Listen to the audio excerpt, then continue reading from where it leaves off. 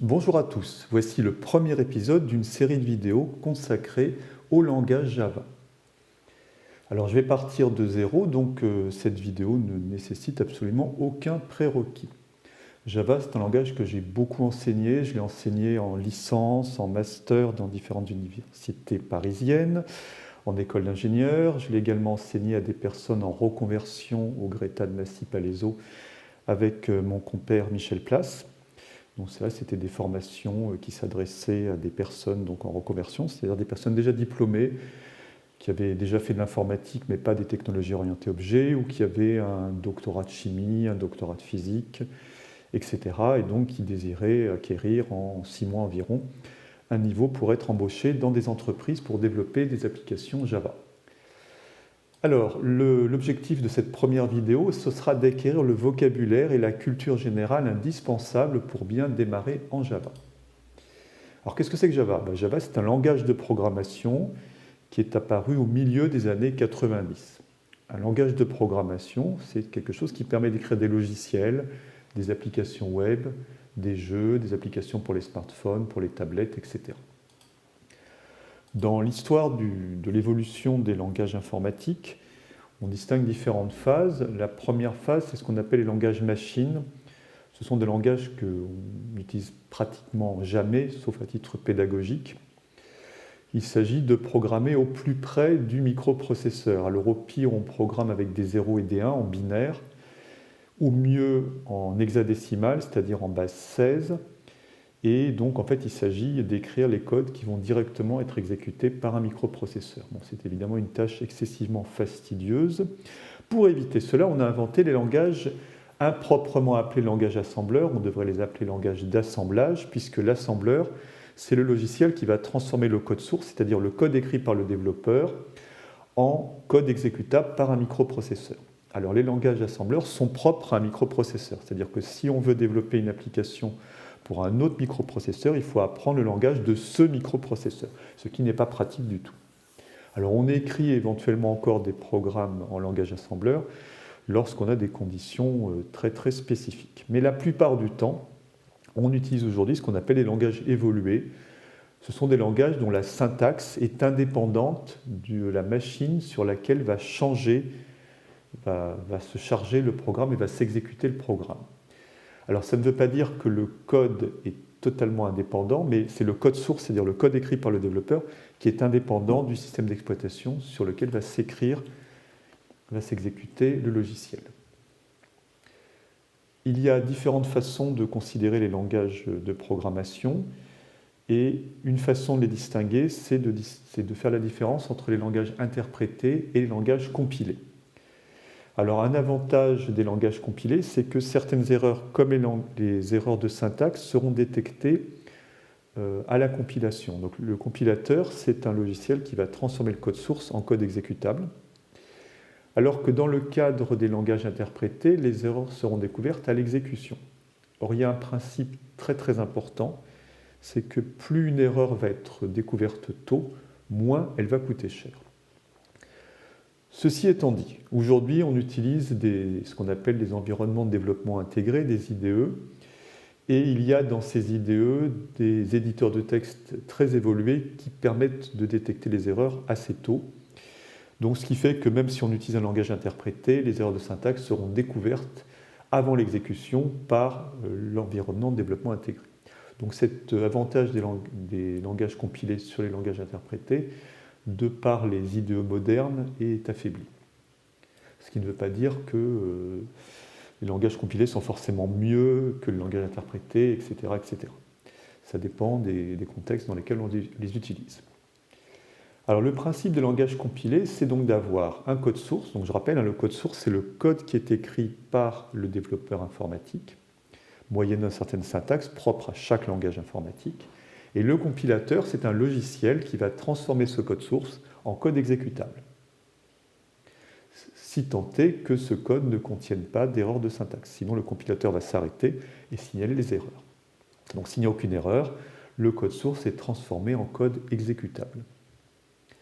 Voici quelques exemples de langages compilés. Bien évidemment Java, le langage dont nous allons parler dans cette série de vidéos, C#, le langage de Microsoft, OCaml, Eiffel, langage créé par Bertrand Meyer, Scala, qui est un dérivé de Java, Clojure, qui est un langage récent, qui est un descendant de Lisp, et puis on aurait pu citer Fortran, COBOL, C++, Pascal, Algol, etc.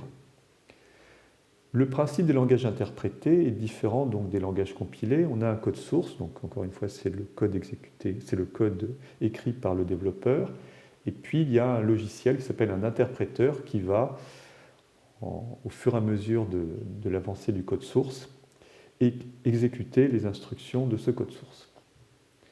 Alors, quelques exemples de langages interprétés. Bon, PHP, donc langage très célèbre qui est utilisé pour faire des applications web. JavaScript, qui était le langage côté client, pour exécuter des programmes dans les navigateurs. Le langage Ruby, le langage Scheme, un descendant de Lisp. Le langage Python, le langage Erlang, Basic, Perl, Forth, Lua, etc. Alors, les premiers langages évolués ont fait leur apparition dans les années 50. Le Fortran est un langage qui a été conçu pour les applications scientifiques. Il est encore utilisé par certains chercheurs parce qu'il dispose de bibliothèques massivement parallèles pour faire du calcul scientifique. Le Lisp, qui veut dire Lisp Processing, qui est, comme son nom l'indique, donc un manipulateur de listes, permet de manipuler facilement des structures arborescentes. Il a été utilisé beaucoup dans les années 70 dans le cadre des recherches de l'époque en intelligence artificielle. Il a comme descendant Scheme et plus récemment Clojure.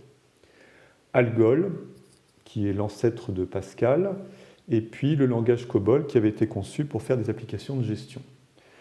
Alors il y a encore quelques applications de gestion qui tournent en COBOL, même si on a fait ces dernières années beaucoup de migrations d'applications COBOL vers d'autres technologies, comme des programmes écrits en Java par exemple.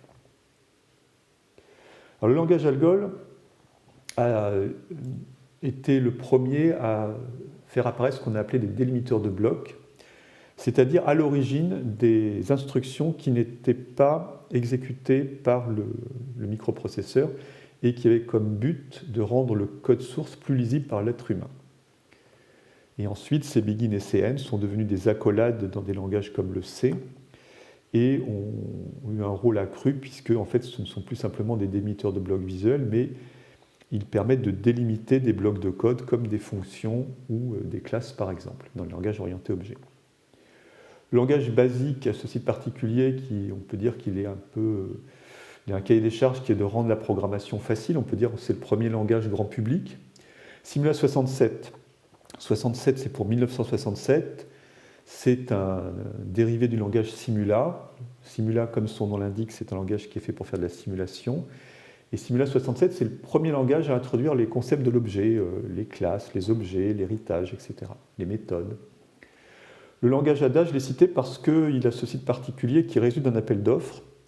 Et on peut considérer que c'est un langage qui avait comme vocation d'induire du logiciel de qualité. Alors justement, en parlant de qualité du logiciel, on peut faire ressortir certains aspects qui vont participer, qui vont contribuer à la qualité du logiciel.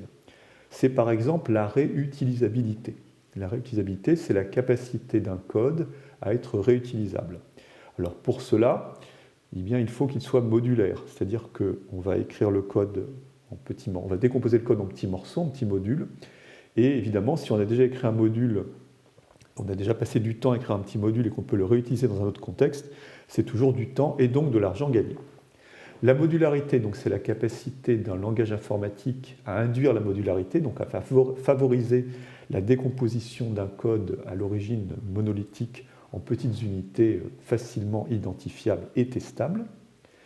L'extensibilité, on devrait appeler ça la modificabilité, c'est la capacité d'un code à être modifié. Alors ça, c'est très important parce qu'une des caractéristiques de l'informatique, c'est que le code change tout le temps. Alors pourquoi est-ce que le code change tout le temps ? Eh bien, premièrement, parce qu'on découvre des erreurs. C'est ce qu'on appelle la maintenance corrective.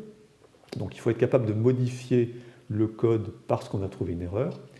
Et la deuxième raison pour laquelle le code change, c'est parce que le cahier des charges change. Alors il y a un mythe qui consisterait à croire qu'on fait un cahier des charges une fois pour toutes et qu'ensuite on programme.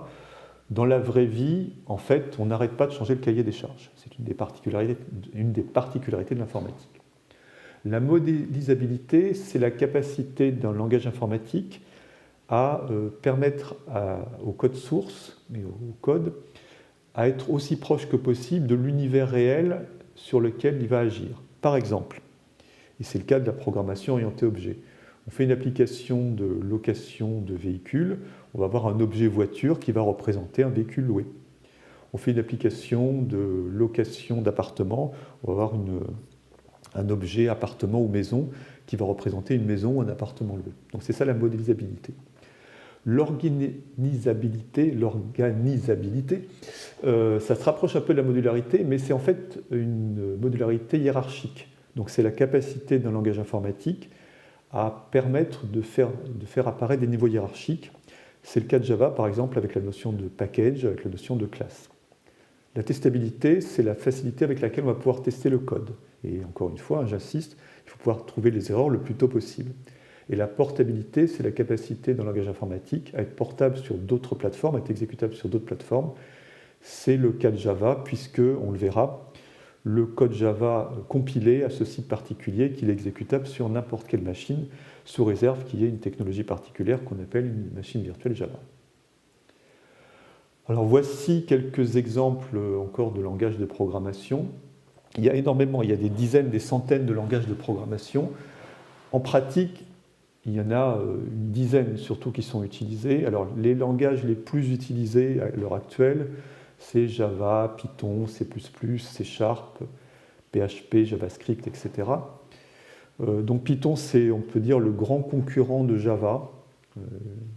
Se tiennent un petit peu les premières places du podium.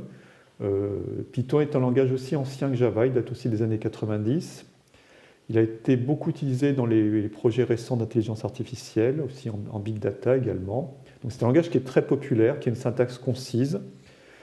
Moi, je ne suis pas un fan de Python, mais bon, il faut reconnaître que c'est un langage qui est vraiment très très populaire à l'heure actuelle. Le C++ est un langage ancien, mais qui est encore très demandé.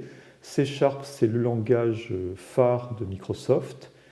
Swift, c'est le langage actuel développé par Apple pour créer des logiciels dans l'écosystème Apple, c'est-à-dire qu'on va créer des applications pour l'Apple TV, pour les iPads, pour les iPhones, pour les Mac, avec le langage Swift, qui a remplacé Objective-C.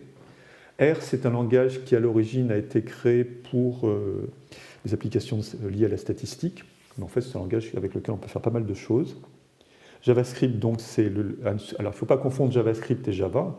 Les deux noms se ressemblent, mais ce n'est pas du tout les mêmes technologies, même si non seulement le nom se ressemble, les noms se ressemblent, mais la syntaxe est très semblable. JavaScript, c'est surtout une technologie qui est faite pour les programmes qui tournent dans un navigateur, donc côté client, dans un navigateur web comme Safari, comme Chrome, etc. PHP, donc c'est une technologie pour faire des applications, enfin à l'origine c'est une technologie faite pour faire des applications côté serveur. Go, c'est un langage qui date de 2009, qui a été créé par Google, etc., etc. Alors après ces considérations générales, c'était un peu de la culture générale, je vais rentrer un peu plus dans des aspects techniques en présentant trois notions très importantes, la notion de variable, la notion de fonction, et puis quelques aspects de la programmation orientée objet. Alors pour ce faire, je vais montrer les notions de variable et de fonction au travers de différents langages informatiques. On verra que ça permet de faire la différence entre les concepts et la syntaxe. Parce que très souvent, le débutant, j'ai remarqué, les débutants ont souvent tendance à se focaliser sur la syntaxe. Or, ce n'est pas la syntaxe qui est importante, ce sont les concepts qui sont derrière la syntaxe. Alors, commençons par la notion de variable. Qu'est-ce que c'est qu'une variable? Une variable, c'est une zone mémoire informatique, qui stocke une information susceptible de changer au cours de l'exécution d'un programme. On peut faire l'analogie entre une variable et une boîte. Dans une boîte, on met des objets, et les boîtes ont une certaine taille, et puis, pour retrouver ce qu'il y a dans les boîtes, pour se repérer dans un ensemble de boîtes, on met une étiquette sur la boîte. C'est exactement la même chose avec une variable. On parle de type d'une variable, c'est un peu la dimension de la boîte. Le contenu, on va mettre quelque chose dans la boîte, dans la variable, Et puis la boîte va avoir ce qu'on appelle un identifiant, un nom, c'est l'étiquette, qui correspond à l'étiquette qu'on a remise sur une boîte physique. Alors voici un exemple, une variable que j'appelle x, de type int, c'est-à-dire un type entier, dans laquelle je vais stocker la valeur 10. Alors voici un exemple en COBOL. Donc, je vous rappelle, COBOL, c'est un vieux langage, il date des années 50, la syntaxe est absolument affreuse. Il ne s'agit pas ici d'apprendre la syntaxe de COBOL. Et c'était donc une technologie faite pour faire des applications de gestion. Alors bien évidemment, comme dans tout langage informatique, on peut utiliser des variables avec le langage COBOL. Alors même s'il ne s'agit pas d'apprendre COBOL, on va quand même apprendre des choses au travers de cet exemple. La première ligne, vous voyez qu'elle commence par étoile supérieure. Ça indique que tout ce qui suit, je l'ai mis en italique de manière artificielle, c'est un commentaire. Donc là encore, tous les langages informatiques ont une syntaxe particulière pour dire ici commence un commentaire. Ce qui indique que le commentaire se termine, c'est le fait d'avoir sauté une ligne. Je passe sur identification division, programme ID, data division, ça ne m'intéresse pas. Par contre, vous remarquerez une ligne où il y a marqué 77x pic 99. Alors on se demande bien pourquoi les informaticiens de l'époque ont inventé des choses aussi cryptiques, mais c'est la façon de déclarer la variable x. Bon, c'est un petit peu bizarre, mais c'est comme ça. Et ensuite, vous voyez que j'ai la ligne 7x to 10 qui dit que je mets 10 dans la variable x. Ensuite, j'ai une ligne displayX qui va me permettre d'afficher dans ce qu'on appelle une console la variable x. En l'occurrence, ça va afficher 10. Et puis, je vais changer la valeur de cette variable. Donc, j'utilise de nouveau l'instruction 7x, et cette fois-ci, je fais 7x to 15. Et là, de nouveau, si j'affiche la variable, bien évidemment, j'obtiens une nouvelle valeur qui est 15. Voilà, ça, c'est un exemple donc en COBOL. On abandonne COBOL avec joie et on arrive à un exemple en Fortran. Donc là encore, un langage qui date des années 50. Une syntaxe un petit peu plus sympathique que la syntaxe de COBOL, heureusement. Je vois que je vais déclarer une variable. Alors c'est assez clair. Integer veut dire que je déclare une variable que j'appelle x, que j'ai marqué en vert, qui est de type entière. L'affectation, c'est-à-dire le fait de mettre 10 dans la boîte, c'est assez facile à comprendre, x égale 10. Print étoile virgule x, bon ça je passe sur la syntaxe particulière pour faire le print dans la console. En tout cas j'affiche x, donc du coup j'affiche le contenu de la variable x, donc ça donne 10. Alors on remarquera que les commentaires en Fortran commencent par un point d'exclamation. Je modifie la valeur de la variable, je fais x égale 15, j'affiche de nouveau le contenu de la variable x, et bien évidemment, j'obtiens 15.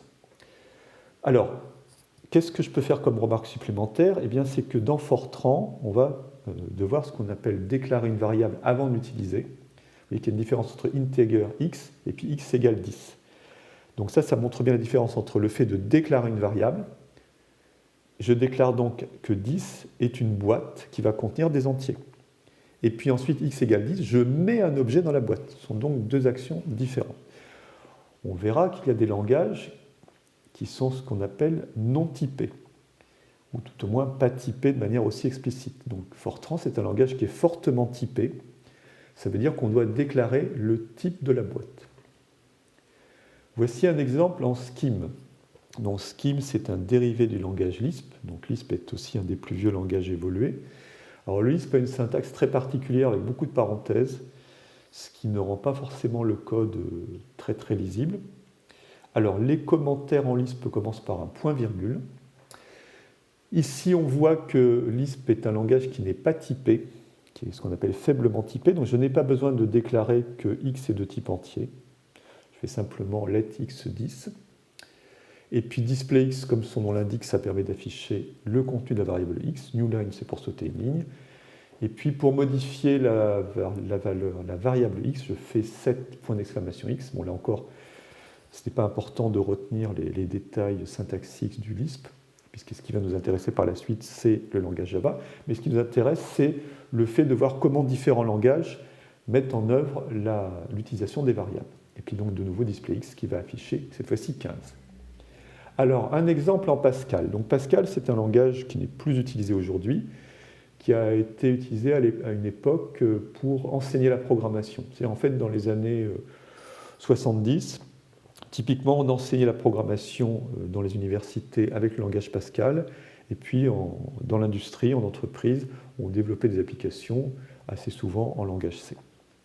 Alors les commentaires en Pascal, parenthèse ouvrante, étoile pour commencer un commentaire, étoile, parenthèse fermante pour fermer un commentaire. Bon, ici on a affaire à un langage qui est fortement typé, donc var x de point integer, pour dire que la variable doit être de type entier. Ensuite, begin, alors vous voyez que Pascal utilise les délimiteurs de blocs initiés par le langage Algol, donc on retrouve ces délimiteurs de blocs begin et end. On verra qu'ils seront remplacés par des accolades dans des langages dont la syntaxe s'inspire du langage C. Alors au lieu d'avoir x égale 10, on a une affectation qui se traduit par un x 2 points égale 10. Whiteln, c'est pour afficher dans la console. Je modifie la valeur de la variable x en écrivant de nouveau x 2 points égale 15. J'affiche le résultat et bien sûr j'obtiens 15.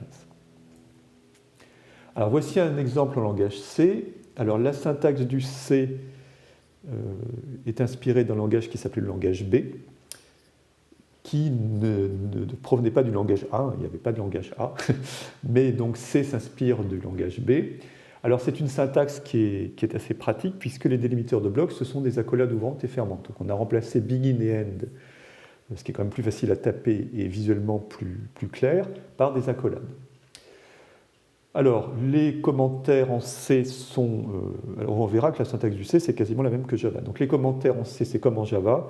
Les commentaires sur une seule ligne commencent par un double slash et se terminent par le saut de ligne.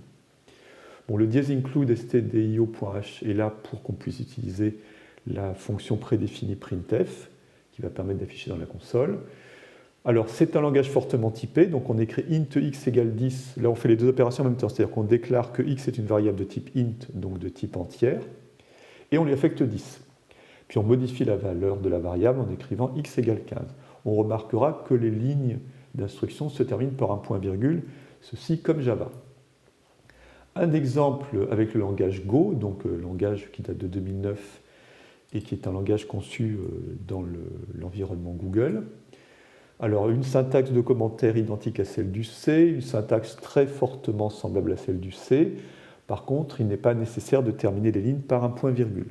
C'est un langage plus récent, donc on a abandonné le point-virgule. Alors, var x int, bon, c'est pas tout à fait dans le même ordre qu'en C, mais c'est un langage qui est typé. X égale 10 pour affecter pour la première fois 10 à la variable x. Bon, un print dans la colonne qui est un peu cryptique, mais bon, une fois qu'on a compris la syntaxe, c'est facile à utiliser. Et puis x égale 15 pour modifier la valeur de la variable. Alors, un dernier exemple en langage Haskell. Alors, Haskell, c'est un langage dont je n'avais pas encore parlé.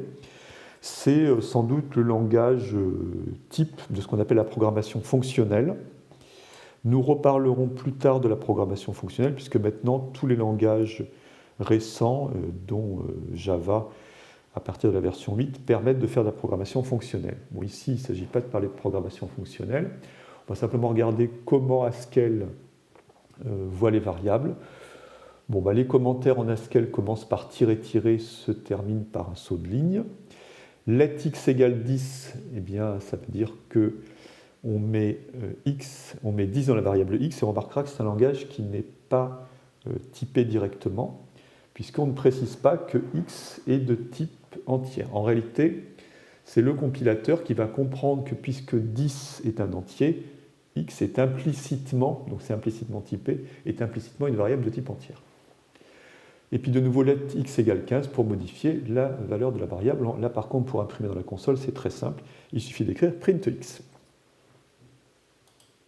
Alors maintenant que nous venons d'explorer au travers de différents langages la notion de variable, nous allons passer à la notion de fonction, qui est tout aussi importante que la notion de variable.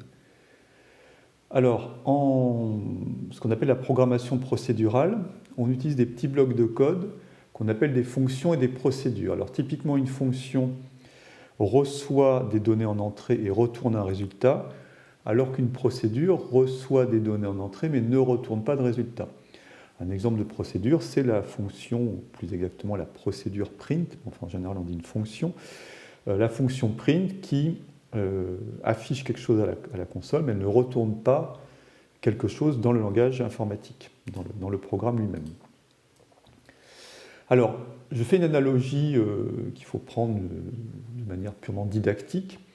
C'est l'analogie entre une machine, j'ai pris ici une machine à laver, et une fonction.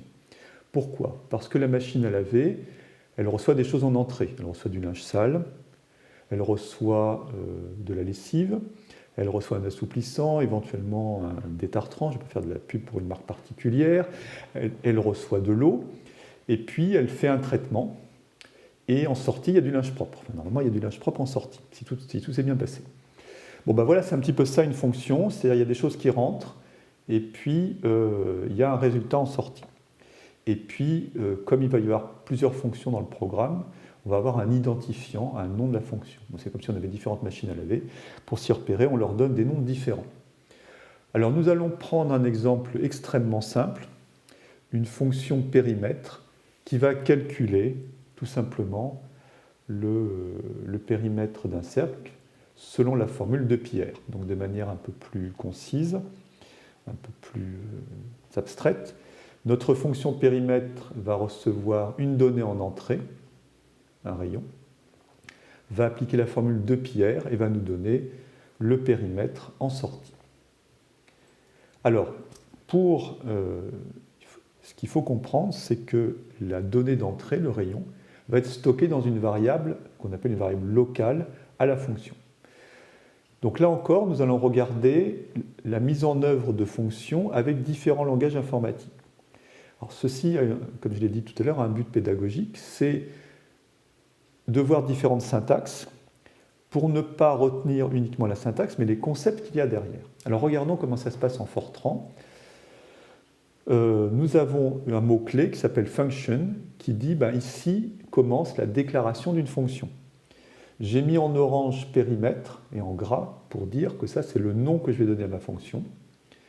Entre parenthèses, on a l'identifiant de la variable qui va recevoir la donnée d'entrée. C'est-à-dire que rayon est une variable locale à cette fonction et dans laquelle va être stockée l'information qui vient de l'extérieur. Alors je passe sur les aspects assez compliqués de la syntaxe de déclaration d'une fonction en Fortran, mais vous remarquerez qu'il faut par la suite que je déclare le type de rayon. Là c'est une variable de type réel. Et je vais déclarer également le type de valeur retournée. C'est P donc qui va me servir à retourner le résultat. Et donc P égale 2 fois pi fois le rayon. Alors là, ce qui est intéressant aussi, c'est de voir, et ça c'est typique de la programmation procédurale, la différence entre le bloc de code qui est la fonction et ce qu'on appelle le programme principal. Donc en programmation procédurale, on a typiquement un programme principal qui va appeler des procédures et des fonctions. Alors là, nous avons donc le programme principal avec le main, donc main veut dire programme principal. Et puis, il faut redire que périmètre, c'est de type réel, et print, donc périmètre égal, et puis périmètre 5.0 va m'afficher le périmètre d'un cercle dont le rayon vaut 5. Alors voici maintenant un exemple en Pascal. Donc là, tout comme Fortran, c'est un langage procédural. Donc il y a un programme principal. Ici, on voit les begin et les end délimiter clairement le code. Tout à l'heure en Fortran, on n'avait pas ces begin et ces end.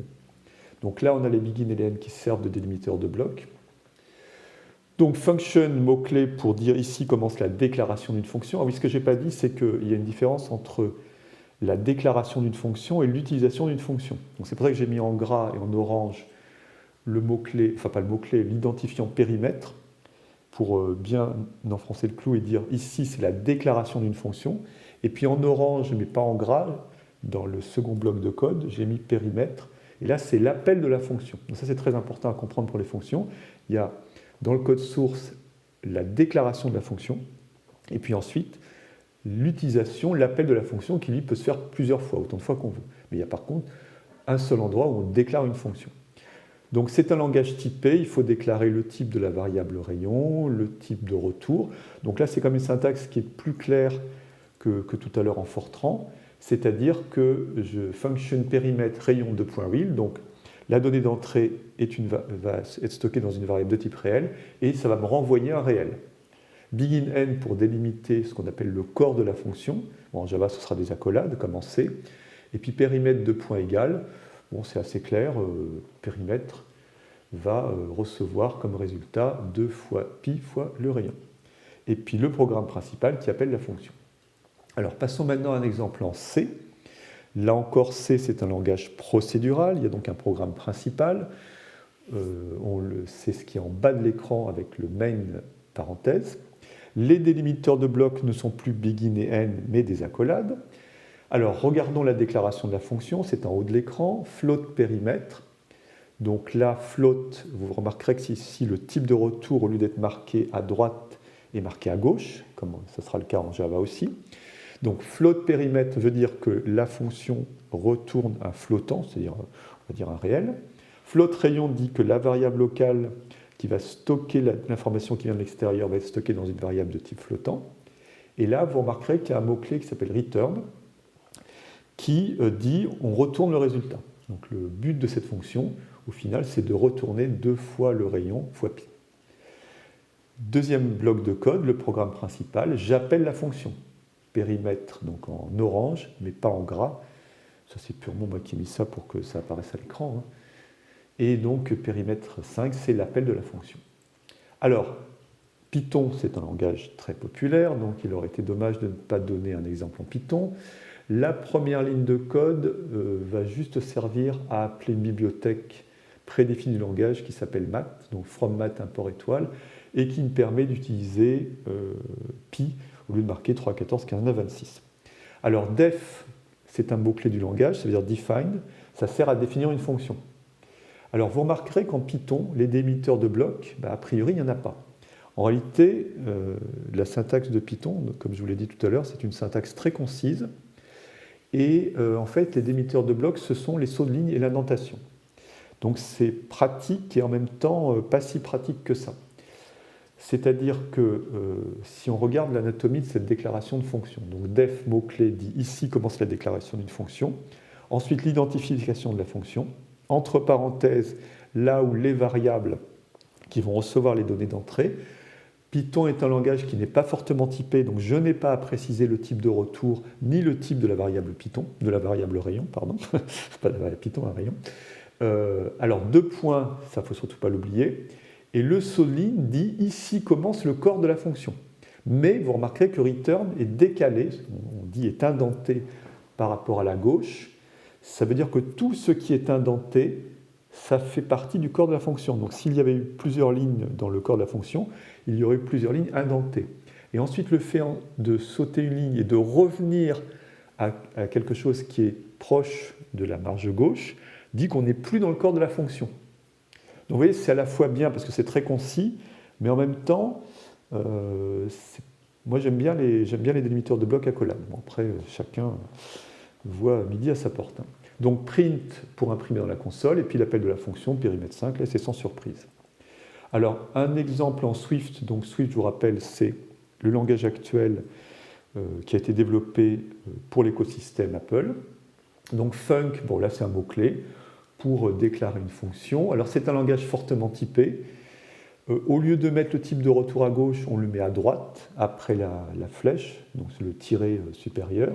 Donc func, ici commence une fonction, périmètre l'identifiant de la fonction, rayon de point double pour déclarer que la variable rayon est de type double, flèche double pour dire que ça retourne un résultat de type double, return, bon là pas de surprise, ça retourne un résultat, il n'y a pas de point-virgule pour terminer la ligne.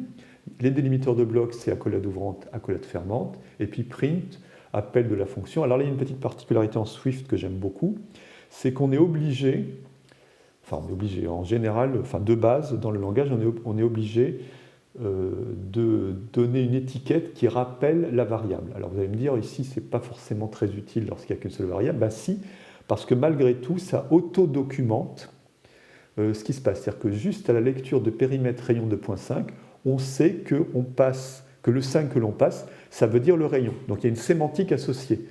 Alors que dans les autres langages, on faisait périmètre 5. Bon, 5, ok, mais c'est pas forcément évident que c'était le rayon. On le devine. Mais là, au moins, c'est clair. périmètre rayon 2.5, le 5 que l'on passe, c'est le rayon.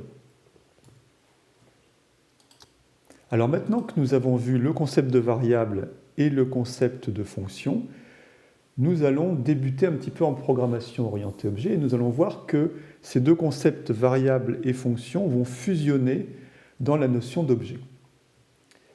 Alors qu'est-ce que c'est que la programmation orientée objet? Déjà, POO en français, hein, programmation orientée objet, Object Oriented Programming en anglais, OOP, c'est pour les sigles. Alors, on va regarder un petit peu, c'est intéressant de voir l'évolution historique des langages de programmation. Donc, comme je vous l'ai dit, Simula 67, c'est le grand ancêtre, c'est le premier langage dans lequel les concepts de la programmation orientée objet apparaissent.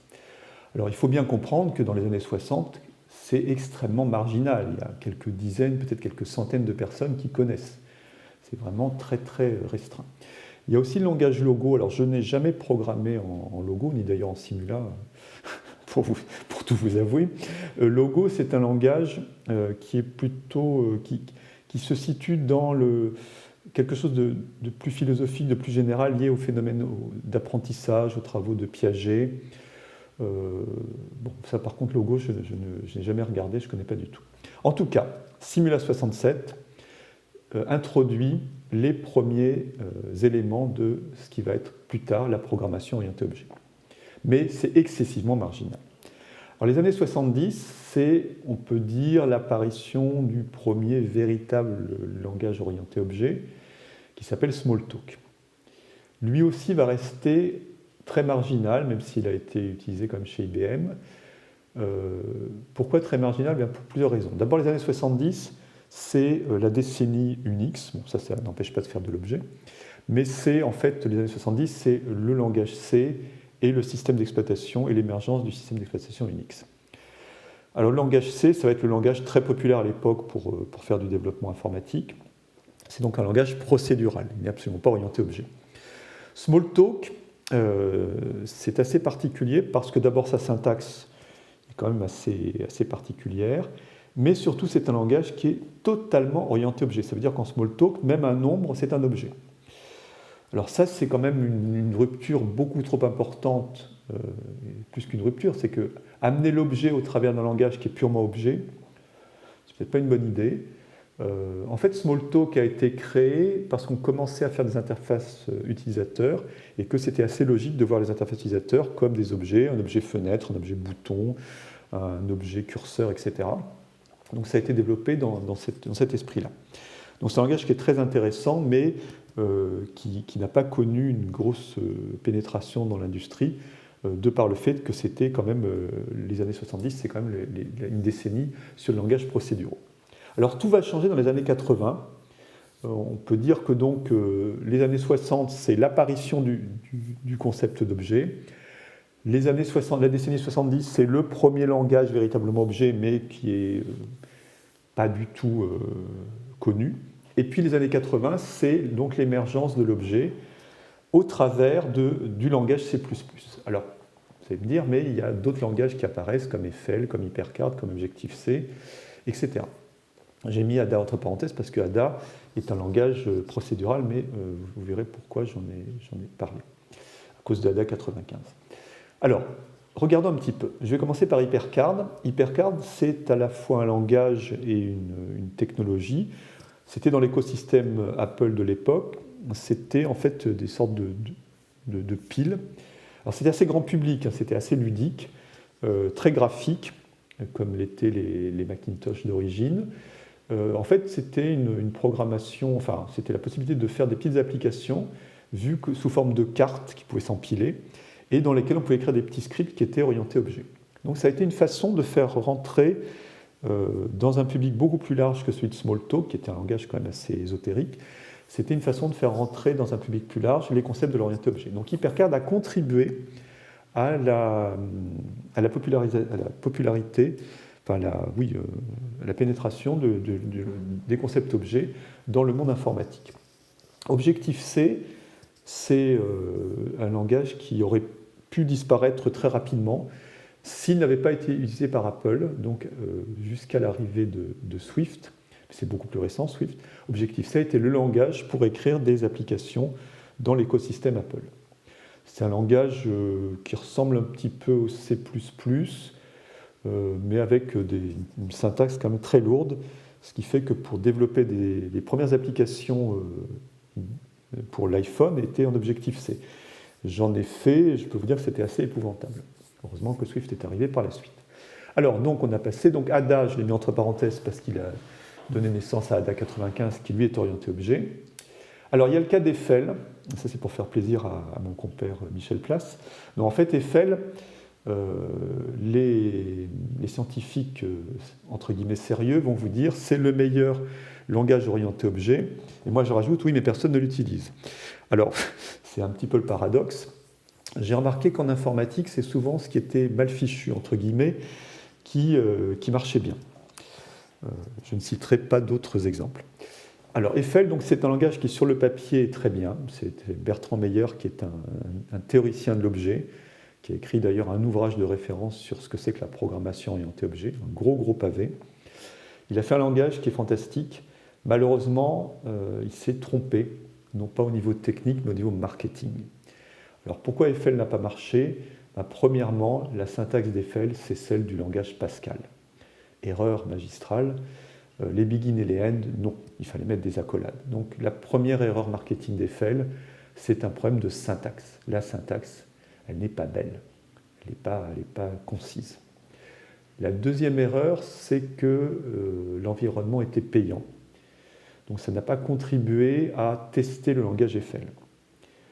Et je pense aussi que la troisième erreur, c'est d'avoir voulu faire comme Ada. En fait, Eiffel, c'est un langage Ada objet, en ce sens que c'est un langage qui veut induire des bonnes pratiques de programmation. Alors je pense que tout le monde est sensible à la qualité du logiciel, mais avoir un langage qui vous donne l'impression que vous êtes forcé de bien développer, paradoxalement, c'est peut-être pas une bonne idée. Donc ce qui a fait exploser l'objet, c'est le C++.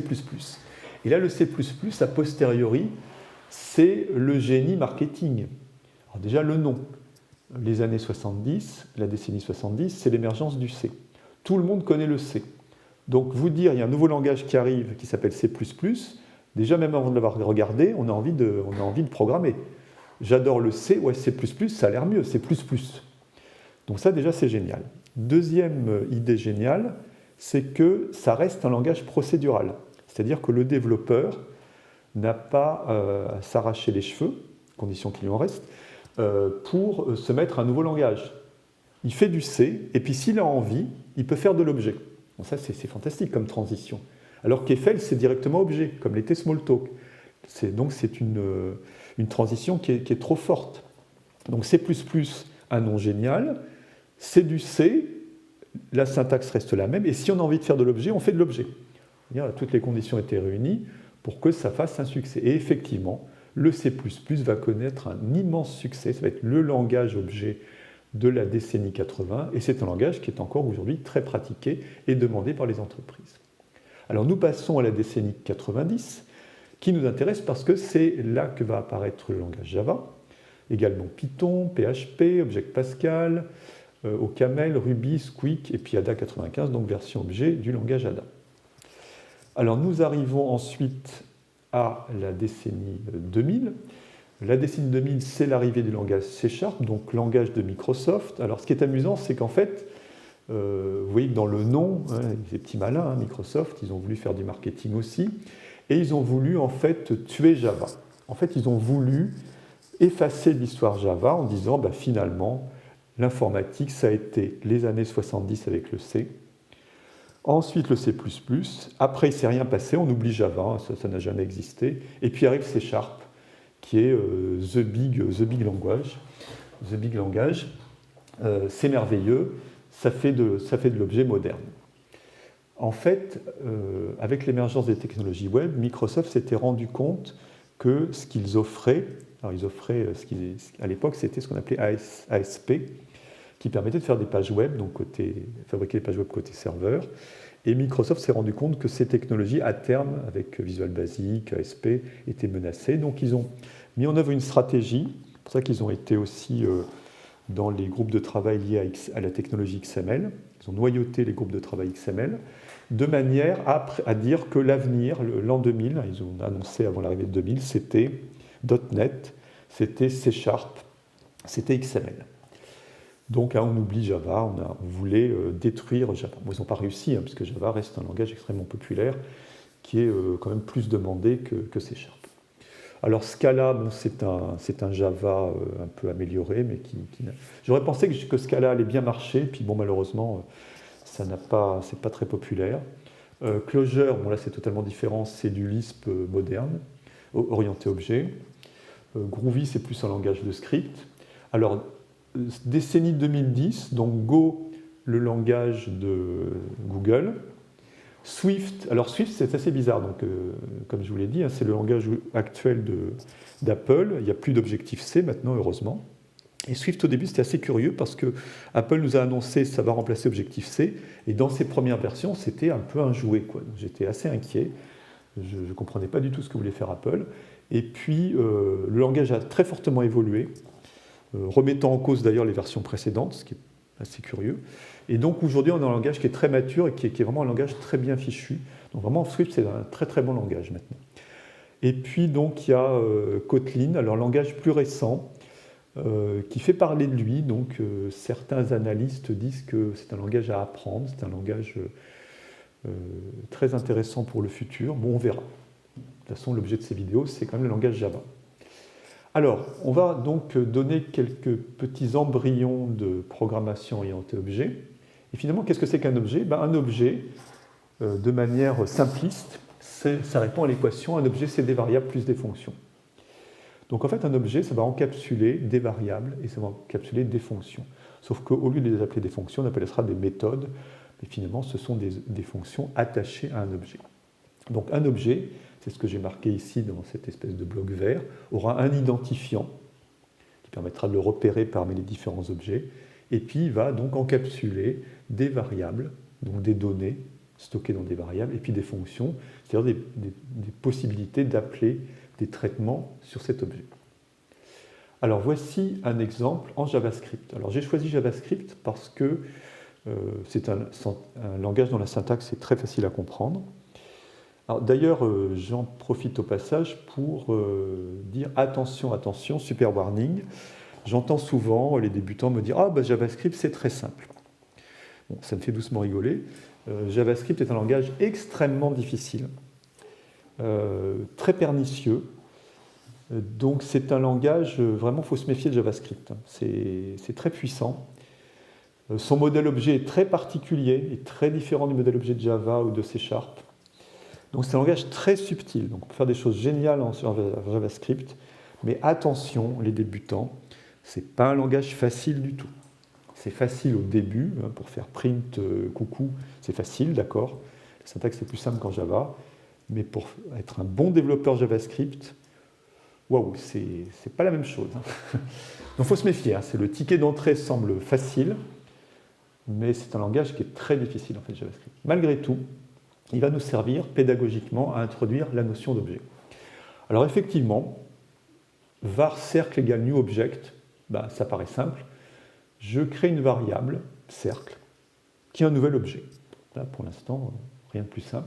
Et j'écris cercle.rayon égale 5, qui dit qu'en fait, je vais mettre une variable, que j'appelle rayon, dans cercle, qui va contenir la valeur 5.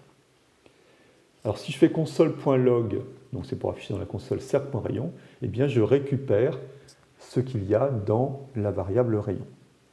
En fait, dans le champ rayon attaché à l'objet cercle. Je définis une fonction, function perim rayon, comme j'avais fait tout à l'heure, qui retourne 2 fois pi fois le rayon. Sauf que vous avez vu, j'ai mis this.rayon. Et puis j'écris cercle.périmètre égale périm. Alors j'aurais pu l'appeler périmètre aussi, ça n'aurait pas du tout gêné le langage. Simplement, ça n'aurait pas été le même concept. C'est pour ça que j'ai mis des couleurs différentes, mais j'aurais pu écrire fonction périmètre, ça n'aurait pas été gênant. Et vous voyez, en fait, quand j'écris cercle.périmètre égale périm, eh bien, en fait, je dis que j'attache à l'objet cercle une fonction, qui est la fonction périmètre. Et du coup, si je fais console.log cercle.périmètre avec des parenthèses, alors attention, il faut mettre les parenthèses, eh bien, je fais s'exécuter la fonction périmètre. Donc voilà ce que c'est qu'un objet. Hein, on peut le regarder de manière abstraite. L'objet cercle contient une variable qui s'appelle rayon et une fonction qui s'appelle périmètre. Mais encore une fois, dans le contexte des langages orientés objets, une fonction qui est dans un objet, on appelle ça une méthode. Alors, on va terminer par un petit peu de vocabulaire lié au langage Java. Lorsque on utilise du Java, vous allez rencontrer systématiquement ce terme JVM, Java Virtual Machine. C'est ce qui permet d'exécuter un programme Java sur n'importe quel système d'exploitation. Alors pourquoi? Parce que en Java, on écrit, comme dans tout langage évolué, un code source. Ce sera des fichiers .java. Le compilateur Java va produire un exécutable, mais qui n'est pas un exécutable lié à un microprocesseur particulier ou à un système d'exploitation particulier. Il va produire un code qu'on appelle le bytecode, qui est neutre, qui est indépendant du système d'exploitation sur lequel va s'exécuter le programme. Et puis ce bytecode, on va le donner à manger à la machine virtuelle qui, elle, va l'exécuter sur un système d'exploitation de données. Donc sous réserve qu'il y ait une machine virtuelle sur un ordinateur, le bytecode va s'exécuter. Il y aura autant de machines virtuelles qu'il y a de systèmes d'exploitation. Alors cette machine virtuelle, donc, elle est propre à chaque système. Il y en a une pour macOS, pour Windows, pour Linux, etc. Ne serait-ce que pour exécuter un programme Java, la machine virtuelle n'est pas suffisante. En fait, on ne télécharge pas la machine virtuelle, on télécharge ce qu'on appelle le JDK, Java Development Toolkit. C'est l'ensemble des ressources minimales nécessaires pour programmer en Java et exécuter un programme Java. C'est-à-dire, il y a le compilateur, il y a la machine virtuelle, il y a les bibliothèques de base, etc. Donc le JDK est suffisant pour exécuter un programme Java, mais en pratique, il n'est pas suffisant pour programmer en Java. On pourrait, je suis assez surpris d'ailleurs parce que je vois des ouvrages sur Java qui proposent de programmer en Java uniquement avec le JDK. Je trouve ça totalement aberrant. Je me demande ce qu'il y a dans la tête des gens qui écrivent ces livres.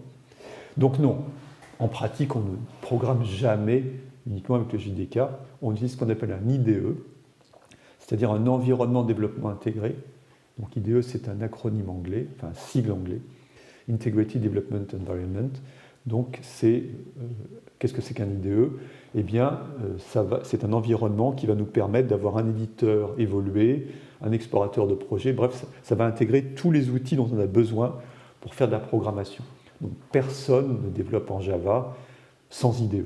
Donc, encore une fois, les livres qui vous proposent de démarrer en Java sans IDE, honnêtement, j'ai de forts doutes sur ce genre de livre. Alors, qu'est-ce qu'il y a comme IDE pour Java? Il y en a plein.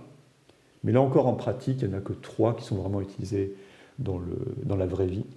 C'est Eclipse, NetBeans et IntelliJ IDEA. Alors, je dirais que sans doute c'est Eclipse le plus populaire. Pour moi, je n'aime pas du tout Eclipse. Je préfère nettement NetBeans. Mais Eclipse, il y a beaucoup de plugins.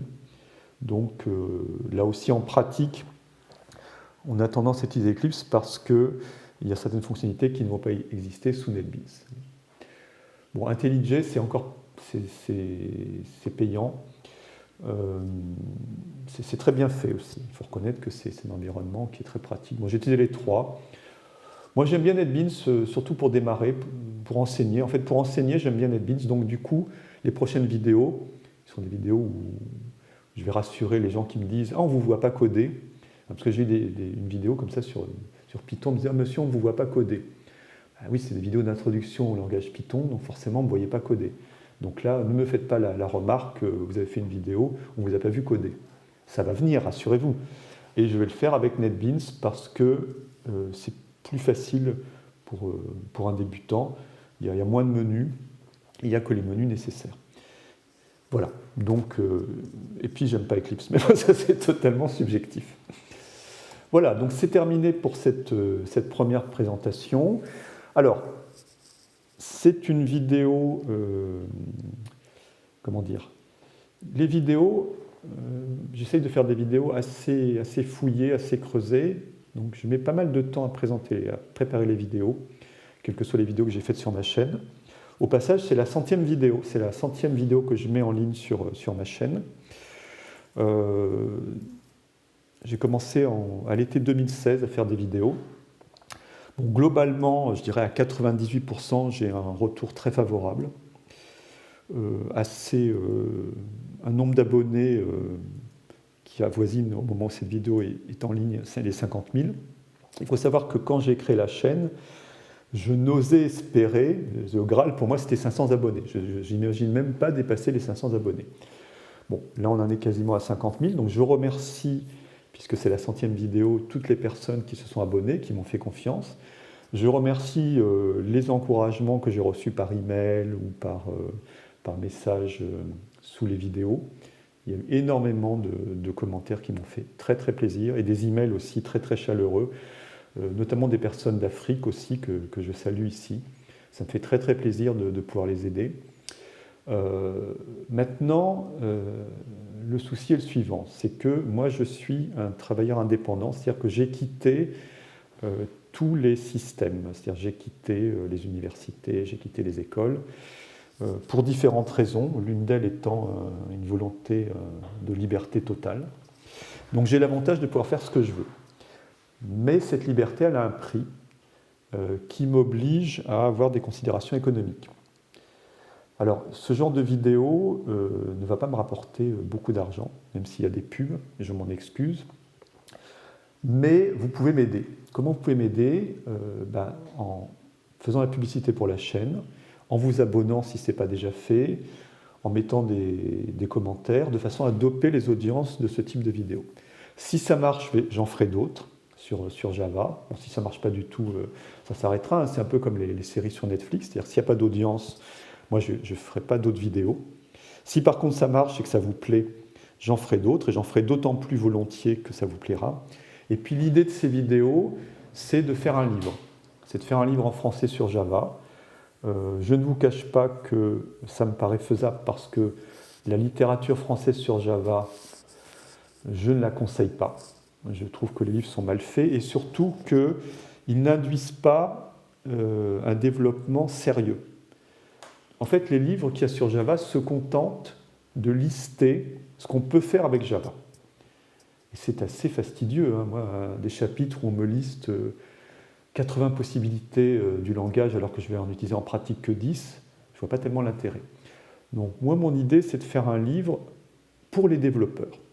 C'est-à-dire, ce n'est pas un livre pour apprendre à collectionner toutes les succeries de Java. C'est un livre pour apprendre à bien développer en Java. Alors, comme j'ai enseigné à beaucoup de personnes, comme j'ai été développeur, j'ai travaillé dans l'industrie, j'ai travaillé pour le groupe Thales, je sais ce que c'est que le développement informatique sur des gros projets, c'est-à-dire des projets gigantesques dont les appels d'offres durent des années, dont les produits durent des dizaines d'années. Voilà, j'ai été dans ce contexte-là, dans le contexte militaire, contexte des grands projets. Donc je sais ce que c'est que du développement informatique et je sais que c'est important de bien savoir développer. Donc j'ai aidé des gens à passer les certifications Java. Voilà. Donc mon idée, c'est, si ces vidéos marchent, c'est par la suite de faire un livre. Et ça peut permettre d'avoir un retour sur investissement. Parce qu'encore une fois, les vidéos que je fais, je mets beaucoup de temps à les préparer. Et voilà, il faut qu'économiquement, à un moment donné, il y ait un retour sur investissement. Sinon, je ne peux pas continuer comme ça. Voilà, donc j'ai besoin de vous. Si ce que je fais vous plaît, voilà, vous pouvez m'aider en popularisant la chaîne, en me motivant à faire d'autres vidéos. Et au final, les vidéos feront l'objet d'un livre. L'idée étant que ce soit à la fois un complément, enfin qui est à la fois une sorte de binôme entre les vidéos et le livre, vous voyez. C'est-à-dire que le livre ne va pas reprendre exactement ce qu'il y a dans les vidéos, et au contraire va être un complément des vidéos, et les vidéos seront un complément du livre. Hein, c'est ça un peu l'idée de ce projet. Voilà, en tout cas, merci à tous les gens qui se sont abonnés, merci à tous les gens qui m'aident. Voilà. En tout cas, je suis super content d'arriver quasiment à 50 000 abonnés et d'avoir eu beaucoup de gens qui m'ont encouragé depuis l'été 2016. Donc voilà, et ben rendez-vous dans la prochaine vidéo, parce que je vais en faire au moins une après celle-ci. Et puis si ça marche, ben, il y en aura évidemment beaucoup d'autres. À bientôt, au revoir.